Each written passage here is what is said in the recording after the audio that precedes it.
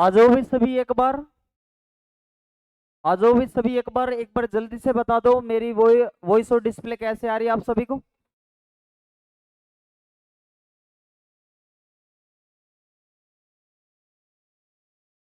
आ जाओ भाई सभी।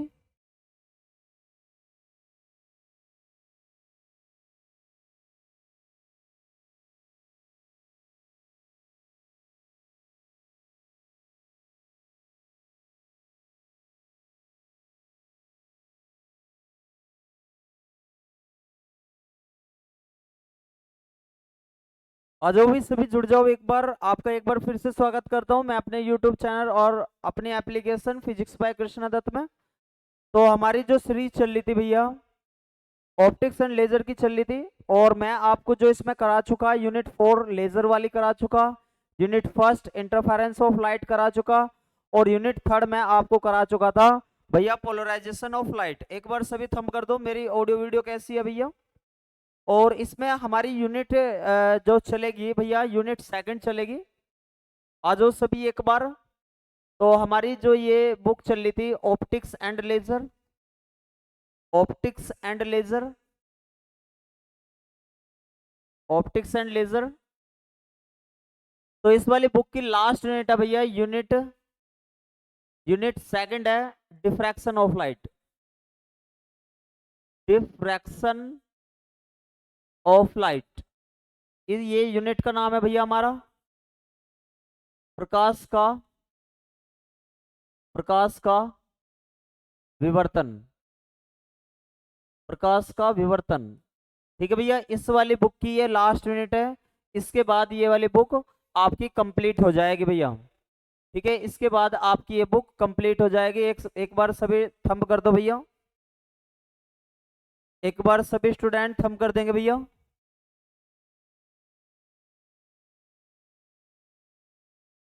जल्दी से आ जाओ भाई सभी एक बार।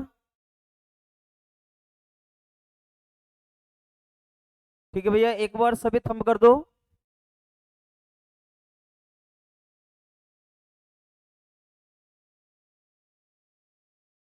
ठीक है भाई, आ जाओ सभी एक बार।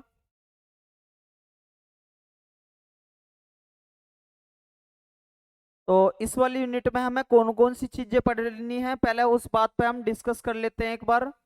यूनिट सेकंड में हमें कौन कौन सी चीजें पढ़नी है भैया। यूनिट सेकंड का एक बार सिलेबस देख लेते हैं एक बार, क्या क्या पढ़नी है हमें। सिलेबस देख लेते हैं इस वाली यूनिट में हमें क्या क्या चीजें पढ़नी है। ठीक है भाई। तो इसमें हमें पढ़नी थी, पहला इसमें टॉपिक पढ़ना हमें diffraction of light, diffraction of light पढ़ना है भैया। इसे बोलते हैं प्रकाश का विवर्तन, प्रकाश का विवर्तन।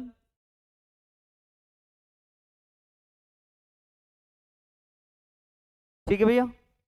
दूसरी चीज इसमें हमें पढ़ना है Fresnel, Fresnel and Fraunhofer, Fresnel and Fraunhofer diffraction. यहाँ से क्वेश्चन बनता है भैया इसका, फ्रेनल और फ्रानोपर से जरूर क्वेश्चन बनने की प्रबल संभावना है यहाँ से। फ्रेनल तथा फ्रानहोपर, तथा फ्राउनहोपर, फ्रानहोपर विवर्तन। तो ये काफी इंपॉर्टेंट टॉपिक है भैया, यहाँ से आपका ये क्वेश्चन बनता है। चलो मैं साथ साथ जब करवाऊंगा जल्दी बता दूंगा। यहाँ से आपका ये छोटा क्वेश्चन बनता है भैया, शॉर्ट। और एक अगला टॉपिक हमें पढ़ना है भैया फ्रेनल हाफ पीरियड जोन पढ़ना है, फ्रेनल हाफ पीरियड जोन पढ़ना है भैया। फ्रेनल के,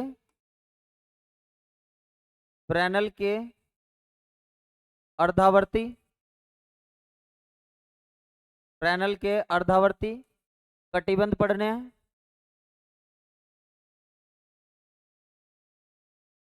ठीक है भैया। और कौन कौन सी चीज पढ़नी है एक बार देखते हैं। ये यहाँ से लॉन्ग क्वेश्चन बनता है, ये वाला लॉन्ग क्वेश्चन है, यहाँ से लॉन्ग क्वेश्चन बनने की प्रबल संभावना रहती है भैया। और इसमें रेक्टिलिनियर मोशन, रेक्टिलिनियर, ये वाले टॉपिक इतना महत्वपूर्ण नहीं है, इसे चाहे तो करो या मत करो, पर मैं आपके सिलेबस में है इस बार, इस वजह से आपको ये लिखा रहा हूँ। ये इतना कुछ खास नहीं है। रेक्टिलिनियर प्रोपोगेशन ऑफ लाइट, यहाँ से कोई भी क्वेश्चन बनने की इतनी ज्यादा पॉसिबिलिटी नहीं होती भैया। प्रकाश का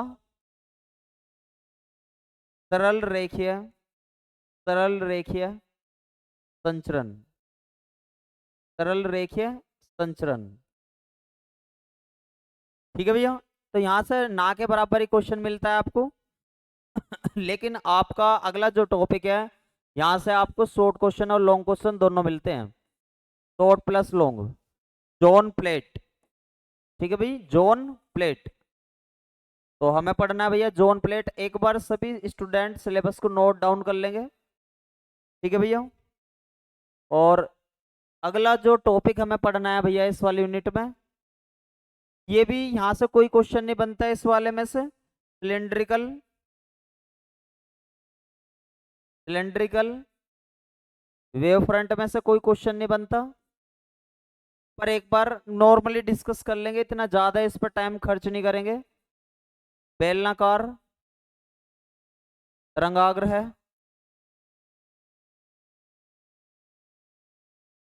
लेकिन जो अगले वाला आ रहा है यहां से आपका बहुत महत्वपूर्ण लॉन्ग क्वेश्चन बनता है आपका, ठीक है भैया। इसे बोलते हैं Fresnel, Fresnel diffraction, Fresnel diffraction at a straight edge, यानी कि रेजर ब्लेड वाला है भैया, ये बहुत महत्वपूर्ण है, ठीक है, बहुत महत्वपूर्ण है। यानी कि रिजु कोर, रिजु कोर पर फ्रेनल विवर्तन, ठीक है भैया, ये वाला बहुत महत्वपूर्ण है। यहां से आपका जरूर से जरूर पूरी प्रबल संभावना है क्वेश्चन पूछे जाने की, यहां से आपकी और यहां से, ठीक है भैया, ठीक है भाई।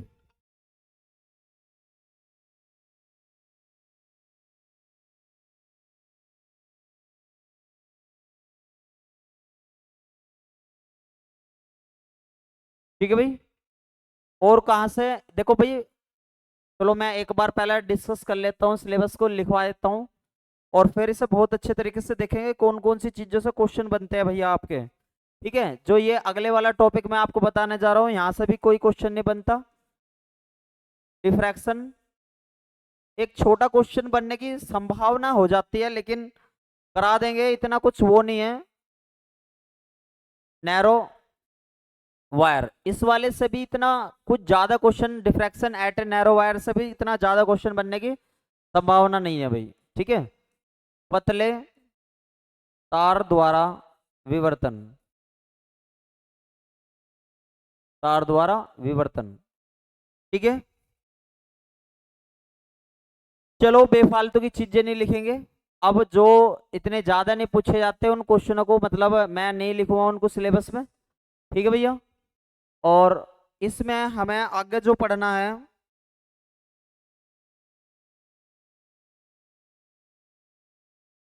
चलो पहले आप इसी सिलेबस को डिस्कस करते हैं, क्योंकि इसमें से ही यूनिट सेकंड में सबसे ज्यादा जो ये मैंने आपको पॉइंट लिखे हैं, इन्हीं में से आपका क्वेश्चन बनने की संभावना हो जाती है, ठीक है भैया। तो देखो कौन कौन से क्वेश्चनों को आप बहुत बढ़िया तरीके से करके जाएंगे। एक तो आप ये वाला करके आ जाएंगे, यहाँ से आपको शॉर्ट क्वेश्चन मिल जाता है भैया, और ये यहाँ से आपको, यहाँ से भी आपको शॉर्ट क्वेश्चन मिल जाएगा, यहाँ से आपको शॉर्ट प्लस लॉन्ग क्वेश्चन दोनों मिलेंगे, ठीक है। और रेक्टिलिनियर से यहाँ से क्वेश्चन नहीं मिलने का आपको। जोन प्लेट यहाँ से आपको शॉर्ट प्लस लॉन्ग दोनों मिलेंगे भैया, ठीक है। सिलेंड्रिकल वेव फ्रंट यहाँ से क्वेश्चन नहीं मिलने का। फ्रेनल डिफ्रैक्शन 101% आपका लॉन्ग क्वेश्चन बनने की संभावना है, यहाँ से कोई क्वेश्चन नहीं बनेगा, ठीक है भैया। तो ज्यादा जो हमारा सिलेबस है, कुछ इस तरीके के सिलेबस पे हमें ज्यादा ध्यान देना भैया, ठीक है भैया। ये वाली वीडियो भी आपको वीडियो वाले सेक्शन में मिल जाएगी, ठीक है भैया। सुबह जो मैंने क्लास ली थी इलेक्ट्रोमैग्नेटिक वाली, वो वाली भी आपको इलेक्ट्रोमैग्नेटिक के स्पेशल फोल्डर में मिल जाएगी। ठीक है भैया। तो सबसे पहले आज हम अपने शुरू से सारी चीजों को देखते हैं भैया, डिफ्रैक्शन ऑफ लाइट होता क्या है। ठीक है।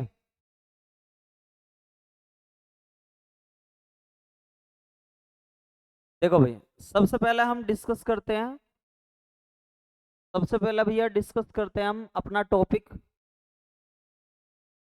Diffraction of light. सबसे पहले हम देख लेते हैं डिफ्रैक्शन ऑफ लाइट होता क्या है। डिफ्रैक्शन ऑफ लाइट यानी कि प्रकाश का विवर्तन, प्रकाश का विवर्तन। ठीक है भैया, प्रकाश का विवर्तन देख लेते हैं एक बार।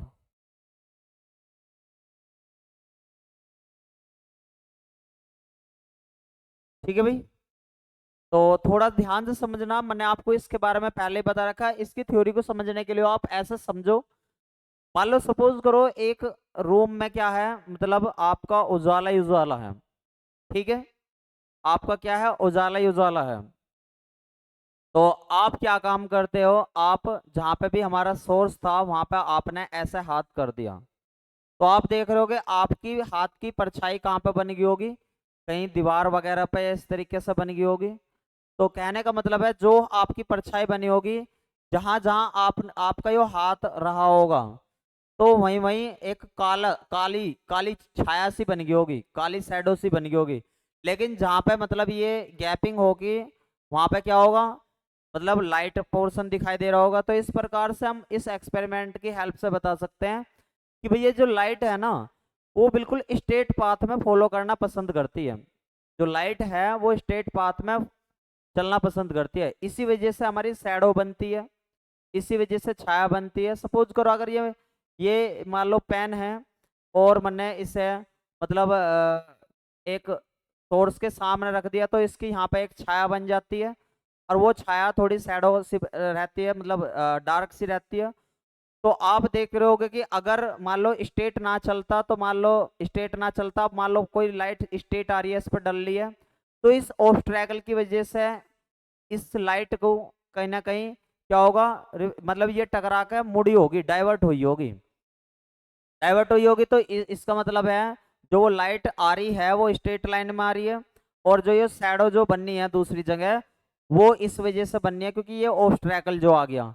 तो ठीक इसी प्रकार से इसकी बेसिक थ्योरी है सही चली डिफ्रैक्शन ऑफ लाइट की। क्या बताया था मैंने डिफ्रैक्शन ऑफ लाइट, एक बार सभी ध्यान देंगे। मान लो सपोज करो लाइट बिल्कुल स्ट्रेट पाथ में जाना पसंद कर रही है भैया, स्ट्रेट पाथ में जाना पसंद कर रही है, यानी कि ये लाइट की डायरेक्शन है स्ट्रेट पाथ।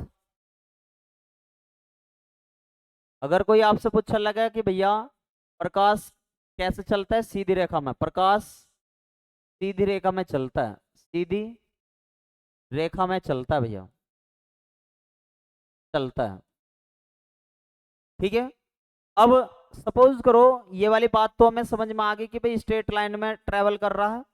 ठीक है, अगर मैं आपसे कहूं कि ये मेरा कोई लाइट है, और सपोज करो यहाँ पर कोई इसके रास्ते में ऑब्स्ट्रैकल टकरा जाता है, अवरोधक रख देते हैं, क्या है भैया, ये एक अवरोधक है, ऑब्स्ट्रैकल है, अवरोधक है। ठीक है। अब क्या होगा, इसके नुकीले हिस्से से टकराने के बाद वो डाइवर्ट हो जाओगे, लाइट लाइट आ रही थी सीधी, अब क्या होगा, लाइट कैसी होगी भैया, लाइट कैसी होगी, डाइवर्ट होगी, लाइट कैसी होगी, डाइवर्ट होगी। ठीक है भैया, यानी कि अपने स्थान से कैसी होगी, लाइट मुड़गी। यानी कि जब कोई प्रकाश किसी नुकीली चीज से, अवरोधक से टकरा के मुड़ जाए, तो इसी फिनोमेना को क्या बोलते हैं, प्रकाश का विवर्तन। तो ठीक इसी प्रकार से कोई लाइट रे किसी ऑब्स्ट्रैकल से टकराने के बाद क्या हो जावे, डाइवर्ट हो जावे, तो इसी फिनोमेना को क्या बोलते हैं, डिफ्रैक्शन ऑफ लाइट। जल्दी से बताओ, क्या आप सभी को ये वाली बात समझ में आ गई, जल्दी से बताओ आपको ये वाली बात समझ में आ गई भैया, कि भैया क्या होता है डिफ्रैक्शन ऑफ लाइट। एक बार सभी थंब कर दो कि डिफ्रैक्शन ऑफ लाइट आपको समझ में आ गया अच्छे से।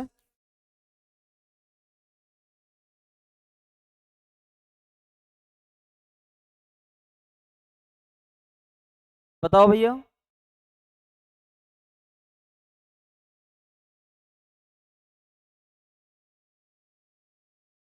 ठीक है भाई। तो आपको समझ में आ गया होगा, कोई लाइट आ रही है और किसी भी ऑब्स्ट्रैकल से टकरा कर वो डाइवर्ट हो जा रही है, तो इसे क्या बोलते हैं हम? डिफ्रैक्शन ऑफ लाइट बोलते हैं। ठीक है, ये टॉपिक तो आपको अच्छे से पता लग गया होगा, और ये भी मैंने आपको बता दिया कि कोई भी जो लाइट होती है वो स्ट्रेट पाथ में जाना पसंद करती है। अगर आप इसके बीच में कोई मान लो यहाँ पे ऑब्स्ट्रैकल या कोई भी ऑब्जेक्ट रख देते हो, तो इस ऑब्जेक्ट की दूसरी साइड में क्या बन जाती है? शैडो बन जाती है। क्या बन जाती है? शैडो बन जाती है। तो इसका मतलब है ये बिल्कुल सीधी जा रही थी, तो जब भी तो ये रास्ते में आया तो इसकी क्या बनी? छाया बनी। तो इस वजह से इस एक्सपेरिमेंट के थ्रू हम कह सकते हैं कि भैया जो हमारी लाइट है वो स्ट्रेट पाथ में जाना पसंद करती है। ठीक है, अगला टॉपिक देखते हैं भैया। अगला टॉपिक है diffract type of diffraction. Type of types of diffraction. Types of diffraction,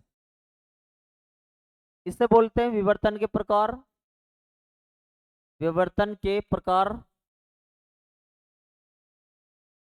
विवर्तन के प्रकार। ठीक है भैया, दो ही टाइप का डिफ्रैक्शन होता है, और महत्वपूर्ण क्वेश्चन है आपका ये आपका इंपॉर्टेंट क्वेश्चन है। ठीक है, दो तरीके का डिफ्रैक्शन होता है। पहला होता है हमारा Fresnel. Fresnel diffraction, Fresnel type का डिफ्रैक्शन होगा। दूसरा होता है हमारा Fraunhofer. Fraunhofer diffraction.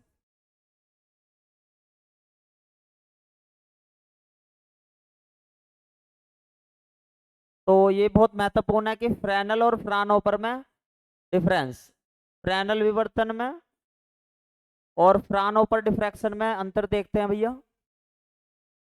Fraunhofer diffraction में अंतर। ठीक है, कितने बच्चे को इसके बीच का डिफरेंस पता है? जल्दी से बताओ कमेंट करके। कितने बच्चों को इसके बीच का पता है डिफरेंस?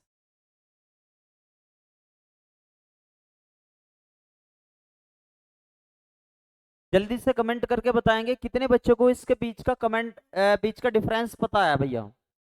जल्दी से।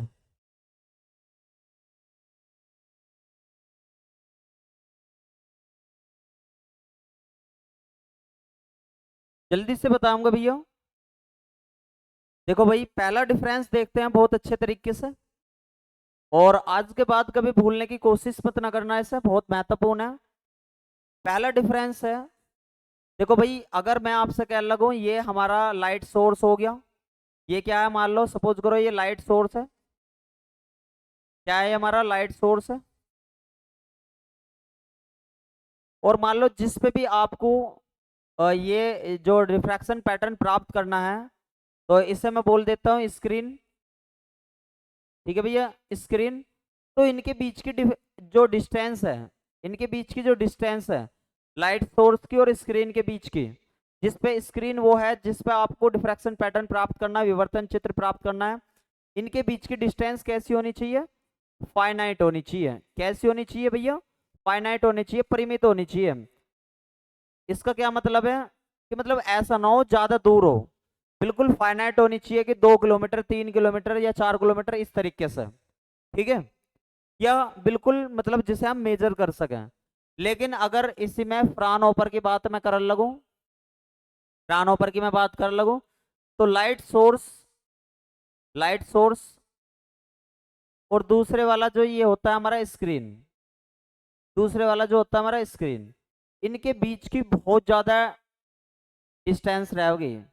इसे मैं बोलता हूं इनफाइनाइट डिस्टेंस। इनफाइनाइट डिस्टेंस, इनके बीच कैसी डिस्टेंस रहेगी? Infinite distance. किस किस के बीच में भैया? लाइट सोर्स के, लाइट सोर्स के, प्रकाश स्रोत के, और इस स्क्रीन के पर्दे के। ठीक है भाई, जल्दी से बताओ, पहला आपको पहला पॉइंट समझ में आ गया सभी को? जल्दी से।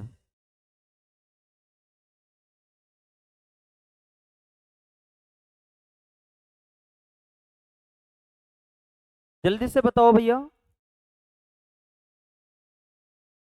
पहला डिफरेंस समझ में आ गया सभी को कि भैया कितने टाइप का डिफ्रैक्शन होता है? दो टाइप का। एक तो फ्रेनल होता है, एक फ्रानहोफर होता है। तो फ्रेनल ने क्या बताया था कि भैया लाइट सोर्स और स्क्रीन के बीच की फाइनाइट डिस्टेंस होती है, ठीक है, जिस पे आपको मतलब स्क्रीन वो जिस पे अभी आपको मतलब इसका डिफ्रैक्शन पैटर्न प्राप्त करना। और लेकिन इस वाले में फ्रानहोफर में ये वाला और ये वाले के बीच में इनफाइनाइट डिस्टेंस होती है। याद करने का तरीका भी मैं आपको बता दूं कि भैया फ्रेनल नाम छोटा है और फ्रानहोफर नाम बड़ा है। जब छोटा नाम होगा तो छोटी डिस्टेंस होगी, बड़ा नाम होगा तो बड़ी डिस्टेंस होगी, ठीक है भैया। कोई दिक्कत समस्या तो ना? एक बार सभी थंब कर दो साथ साथ। दूसरा डिफरेंस देखते हैं भैया, दूसरा डिफरेंस देखते हैं एक बार।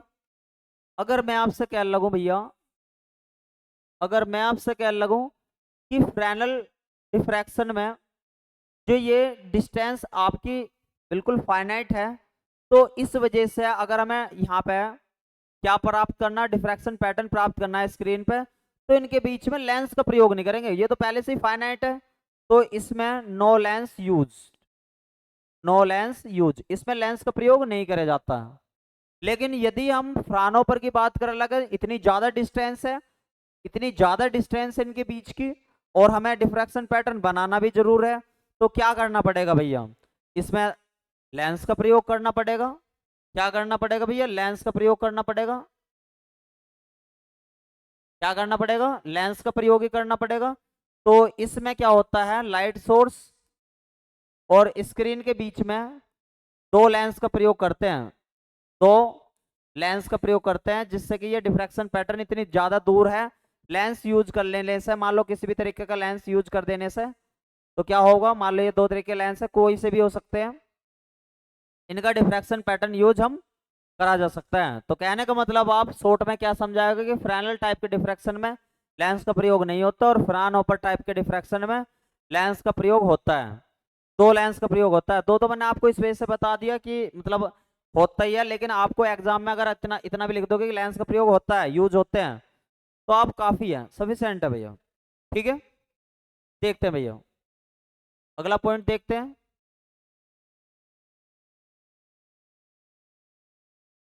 ठीक है भैया, अगला पॉइंट देखते हैं एक बार। तीसरा पॉइंट क्या रहने वाला है भैया? जितने भी फाइनाइट डिस्टेंस रहेंगे, कम डिस्टेंस रहेंगी, तो जो डिफ्रैक्शन पैटर्न बनेगा, इसका डिफ्रैक्शन पैटर्न बनेगा, विवर्तन चित्र बनेगा, जब कम डिस्टेंस है तो हमारा बनता है स्पेरिकल, स्पेरिकल बनेगा या फिर सिलेंड्रिकल बनेगा, या फिर सिलेंड्रिकल बनेगा। स्पेरिकल का मतलब या तो गोल बनेगा इस तरीके से, या सिलेंड्रिकल थोड़ा सा मतलब फैल जाएगा इस तरीके से, मतलब इस तरीके का हो जाएगा, या इस तरीके का मतलब इस तरीके से। लेकिन यदि इसमें फ्रानहोफर में बात कर लो, एक तो दूर बनना है, तो जब दूर दूर जितना होगा वो लाइट फैलती चली जाएगी। तो इस वजह से इसमें जो डिफ्रैक्शन पैटर्न बनता है भैया, वो प्लेन बनता है। डिफ्रैक्शन पैटर्न कैसा बनता है इस वाले में? क्योंकि ज्यादा दूर है, दूर हो गया, तो जितना ज्यादा दूर, देखो भाई समझो मेरी बात को, जितनी पास में होगा तो इस तरीके से गोल गोल है, लेकिन जैसे जैसे दूरी बढ़ती चली जाओगी, ये लाइन बिल्कुल सीधी आ जाओगी। तो फ्रानहोफर में जितनी डिस्टेंस ज्यादा होगी, तो ये लाइन डिफ्रैक्शन पैटर्न में क्या करेगी? प्लेन, प्लेन तरीके का वेव फ्रंट शो करेगी, ठीक है भाई, प्लेन तरीके का, समतल तरीका। जल्दी बताओ आप सभी को, यहाँ तक कि मेरी बात समझ में आ गई अच्छे तरीके से? जल्दी से बताओ, मेरी बात ये समझ में आ गई अच्छे तरीके से आपको? अगर सभी को मेरी बात ये समझ में आ गई हो तो एक बार सभी थंब कर दो। एक बार सभी स्टूडेंट थंब कर देंगे भैया।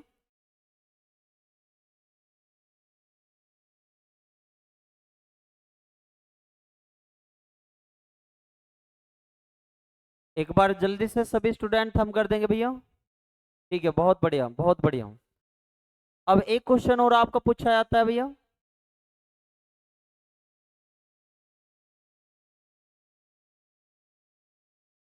एक क्वेश्चन और आपका पूछा जाता है, अगला क्वेश्चन है, बहुत महत्वपूर्ण क्वेश्चन है ये, तो आपका इंपोर्टेंट ही था भैया।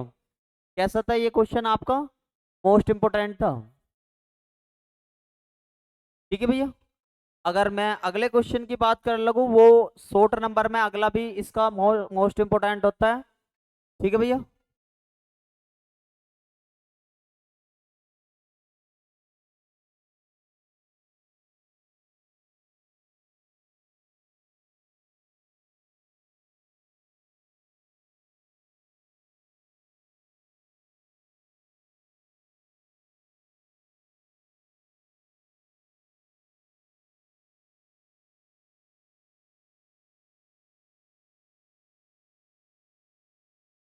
ठीक है भाई, अगला क्वेश्चन देखते हैं अपना। अगला क्वेश्चन है हमारा, ये भी आपका डिफरेंस पूछा जाता है। डिफरेंस बिटवीन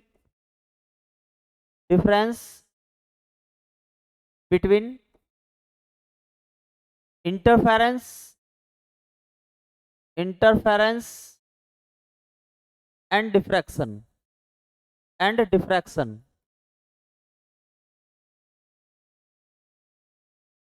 यानी कि व्यतिकरण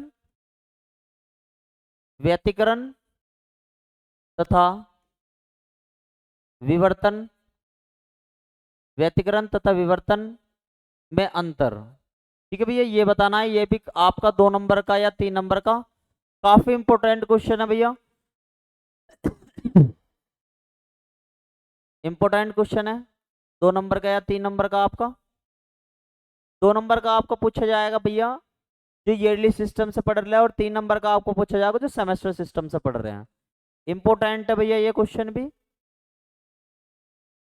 ठीक है भैया, इंपॉर्टेंट है ये वाला क्वेश्चन भी।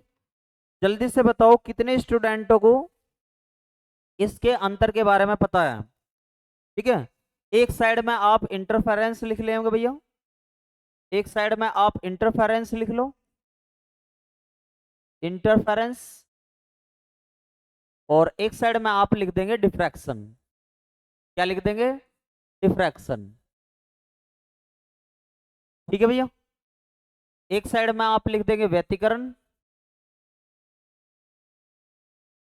एक साइड में व्यतिकरण, दूसरी साइड में आप लिख देंगे विवर्तन। ठीक है भैया, देखो भैया, सबसे पहले तो जब कभी आपको डिफरेंस बताना हो, सबसे पहले तो इनकी आप डेफिनेशन ही बता देना।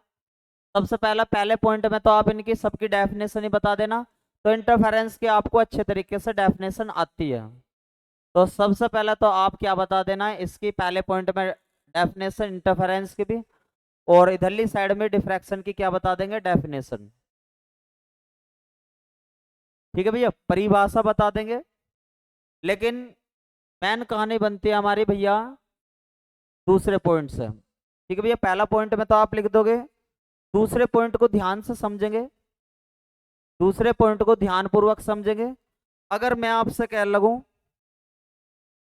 कि इसमें, इस वाले में इंटरफेरेंस पैटर्न में जो हमारे निम्नलिखित होते हैं, ठीक है, इंटरफेरेंस में जो हमारे मिनिमा होते हैं, क्या होते हैं? मिनिमा, मिनिमा होते हैं, निम्नलिखित होते हैं। निम्नलिखित जानते हो? तो जैसे मान लो आप एक तरीके से, इस तरीके से देखो, एक एग्जांपल के तौर पे बताता हूँ, या ऐसे मान के चलो जिनकी इंटेंसिटी कम होती है, यानी कि डिस्ट्रक्टिव इंटरफेरेंस वाले, जिनकी इंटेंसिटी कम होती है, मिनिमा वाले, उनके बैंड कैसे बनते थे? जल्दी से बताओ, मिनिमा वालों के बैंड कैसे बनते थे? कमेंट करके बताओ भैया सभी, एक बार कमेंट करके बताओ।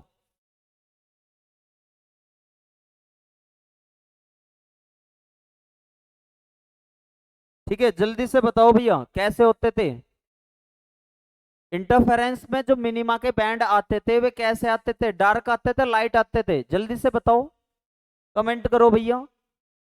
आपने सभी ने देखा होगा इंटरफेरेंस में जो मिनिमा वाले, निम्नलिखित वाले जिसकी इंटेंसिटी कम होती थी, उनके बैंड कैसे आते थे? हमारे डार्क आते थे।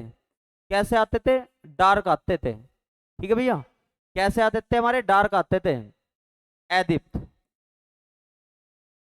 ठीक है भैया, काले आते थे। लेकिन इसमें ऐसा कोई भी केस नहीं है, डिफ्रैक्शन वाले में ऐसी कोई भी बात नहीं है। ठीक है भैया, डिफ्रैक्शन वाले में ऐसा कोई भी केस नहीं है कि काले आम है या सफेद आम है। गलत बताया, ब्राइट नहीं आएंगे, डार्क आएंगे मिनिमम है।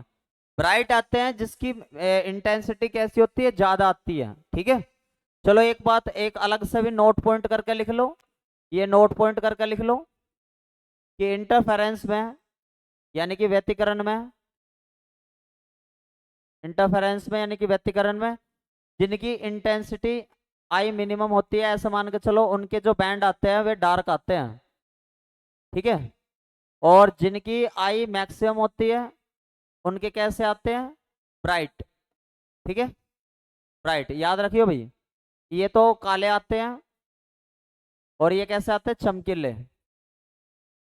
लेकिन अगर इसकी बात कर लगूं मैं डिफ्रैक्शन की, तो इसमें ऐसा नहीं है बिल्कुल भी कि मिनिमा पे इसके डार्क आए। ठीक है, जल्दी से बताओ, समझ में आ गया आप सभी को? और फिर आगे चलते हैं। ठीक है भाई, तीसरा पॉइंट देखेंगे।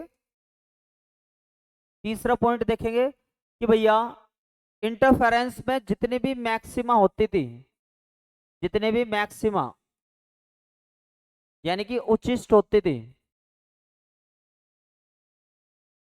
उच्चिष्ट होती थी। जल्दी से बताओ उच्चिष्ट केस कब बनता था मेरा? उच्चिष्ट केस कब बनता था मेरा? जल्दी से बताओ उच्चिष्ट केस कब बनता था? जब हमारी सारे हमें चमकीले बैंड मिले, ठीक है भैया, ब्राइट मिले, तो इसमें इंटरफेरेंस में मैक्सिमा होते वक्त इंटेंसिटी कैसी होती थी सभी की? इंटेंसिटी कैसी होती थी? इंटेंसिटी कैसी होती थी? तीव्रता कैसी होती थी? ज्यादा होती थी। ठीक है, इंटेंसिटी ज्यादा होती थी। और जितने भी हमारे मैक्सिमा होते थे, ऑल मैक्सिमा की इंटेंसिटी कैसी होती थी? ऑल मैक्सिमा की इंटेंसिटी कैसी होती थी? आई कैसी होती थी? सबकी सेम होती थी, सबकी सेम होती थी। लेकिन इसमें ऐसा केस नहीं है। ठीक है भैया, डिफ्रैक्शन में ऐसा केस नहीं है कि मैक्सिमम वालों की सभी की इंटेंसिटी जिनकी ज्यादा होती है, ऑल मैक्सिमम वालों की सबकी एक जैसी भी रहे, एक जैसी भी रहे, ऐसा नहीं है इसमें। लेकिन किस में हुआ है ऐसा? इंटरफेरेंस में। जल्दी से बताओ, यहाँ तक कोई दिक्कत समस्या तो ना आई किसी को भी?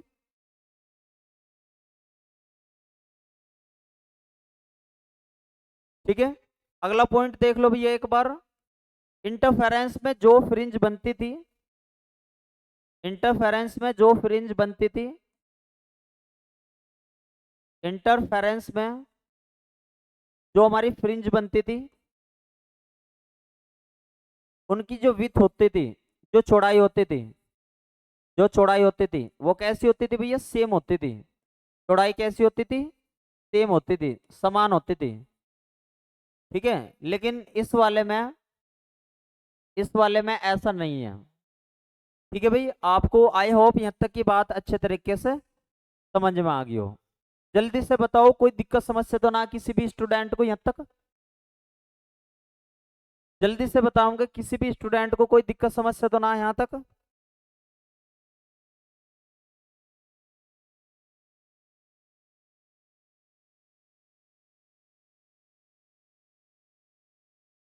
एक बार सभी थंब कर दो भैया।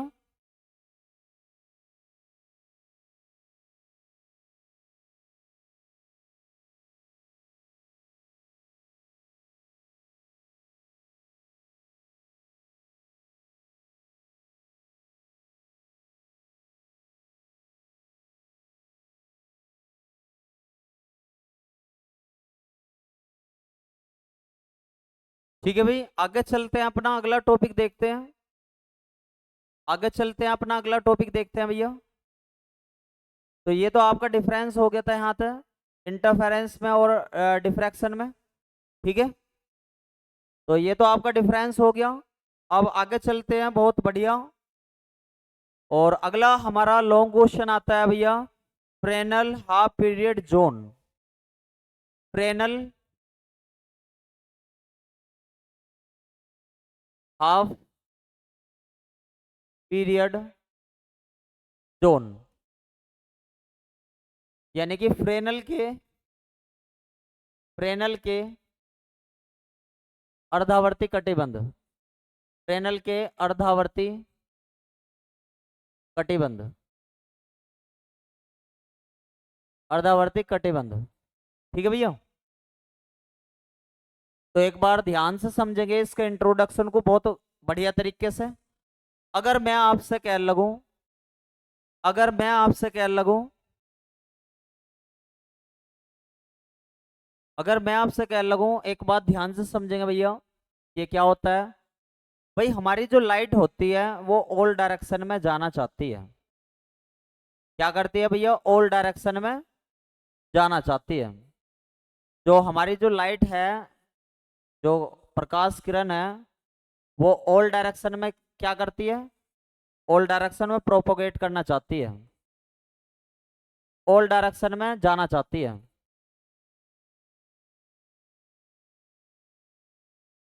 यानी कि प्रत्येक दिशा में जाना चाहेगी प्रकाश किरण, प्रकाश किरण प्रत्येक दिशा में जाना चाहेगी।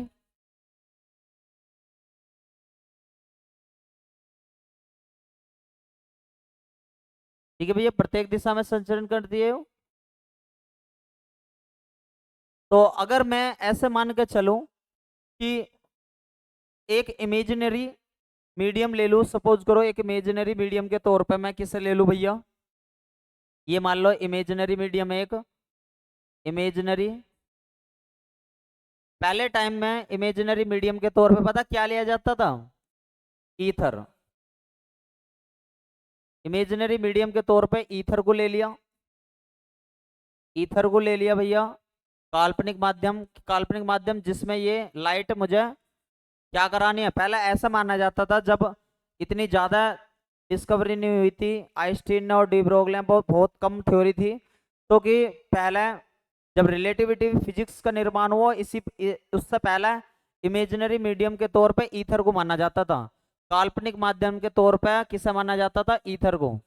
पता एक आपको खास बात बताऊं, काल्पनिक ऐसा भी माना गया था कि जो हमारी अर्थ है ना वो किसके ऊपर मोशन कर रही है, ईथर के ऊपर। ठीक है, ऐसा भी माना गया था कि आकाश में कोई भी चीज जो है, स्पेस में कोई भी चीज है, मान लो ऐसा नहीं है कि वो बस वो ऐसा रखी हुई है, यानी कि पृथ्वी के चारों, स्पेस में चारों तरफ पहला ईथर है, उसके ऊपर पृथ्वी ऐसा रखी हुई है, ऐसा माना जाता था। लेकिन जैसे रिलेटिविस्टिक थ्योरी आई, आइंस्टीन ने दी 1905 में, और उसकी थ्योरी आगे बढ़ गई, तो उसके बाद ये ईथर मीडियम का कंसेप्ट ही खत्म हो गया। लेकिन पहले की बात आगे चली हुई है ये, क्योंकि फ्रेनल ने उस टाइम पे अपनी थ्योरी बताई थी कि अगर एक इमेजिनरी मीडियम ईथर में इस लाइट की क्या करा है मन ने, मान लो इसे ऐसा मतलब ऐसा रख दिया और यो आगे बढ़ा है, अगर यो आगे बढ़ा है, मान लो ये लाइट ऐसा आगे बढ़ रही है, मान लो इस डायरेक्शन में ऐसा ऐसा आगे बढ़ रही है, तो ये क्या करती है, इसके जो ईथर के पार्टिकल है, इसे इसे इसमें वाइब्रेशन होनी स्टार्ट हो जाती है, इसके ईथर के पार्टिकल में क्या होनी स्टार्ट हो जाती है, वाइब्रेशन होनी स्टार्ट हो जाती है। जब यो जो ये हमारी ये लाइट आगे बढ़ती है, ऑल डायरेक्शन में आगे बढ़ती है, तो ईथर के पार्टिकलों में क्या होने लग जाती है, वाइब्रेशन होने लग जाती है, कंपन होने लग जाता है। जैसे आप ये कंपन ठीक उसी प्रकार से जैसे आप एक पानी में कोई स्टोन डालते हो तो आप देखते हो वो पानी ऐसा ऐसा करने लग जाओ, वेव सी बनने स्टार्ट हो जाए। ठीक इसी प्रकार से कोई भी वेव जब इस ईथर मीडियम में चलती है तो इसके पार्टिकल भी वाइब्रेट करने लग जाओगे, और वाइब्रेट करने के बाद एक वेव टाइप जनरेट होती है। ठीक है, उस वेव को हम क्या बोल देते हैं, जब वो वेव्स ऐसे ऐसे वेव सी बनने लग जाए आगे आगे, इस तरीके से ये वेव इस डायरेक्शन में ऐसे ऐसे बढ़नी स्टार्ट हो जा, ऐसे ऐसे देखा भी होगा आपने। मान लो और एक कोई तालाब टाइप का आपने कोई भी एक क्या करा उसमें स्टोन डाल दिया, तो इस तरीके से वेव बननी स्टार्ट हो जावे। तो उस जब वो वाली वेव आगे बढ़ती है, किसी भी मीडियम में आगे बढ़ते, ये वाली ऐसे बढ़ी होगी, ये वाली आगे बढ़ी होगी, तो क्या जनरेट होता है, एक वेव फ्रंट बनता है। क्या बनता है, एक वेव फ्रंट बनता है, यानी कि तरंगाग्र बनता है। क्या बनता है भैया, तरंगाग्र बनता है, वेव फ्रंट बनता है। ठीक है, इसी वेव फ्रंट का एनालिसिस किसने करना चाहा, किसने करना चाहा, इस वेव फ्रंट का एनालिसिस ही किसने करना चाहा, फ्रेनल ने। किसने करना चाहा, एक साइंटिस्ट थे फ्रेनल।